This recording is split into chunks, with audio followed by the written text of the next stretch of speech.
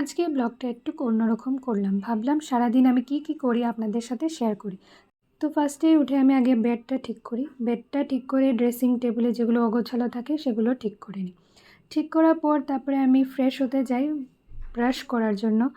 Brush করার পর আমি স্কিন কেয়ার করতে চলে যাই। তো ক্রিম যেগুলো লাগানোর থাকে সেগুলো লাগিয়ে আমি সকালবেলা একটু গরম জল খাই। তো গরম জল খেয়ে আমি মার সাথে গল্প করে নিলাম কত সময়।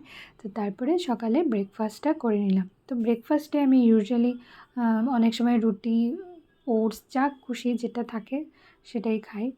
তো তারপরে আমি স্নান করে কাজে বসে গেছিলাম। তো যেহেতু আমাদের নিচে কাজ, অফিসে যেটা আছে সেটাতে কাজ চলছিল, তো আমার উপরে বসেই কাজ করতে হচ্ছিল। সো কাজ করতে করতে হঠাৎ আমি মার এখানে গেলাম, দেখি মা কি রান্না করছিল। তো আজকে ছিল ভেজ।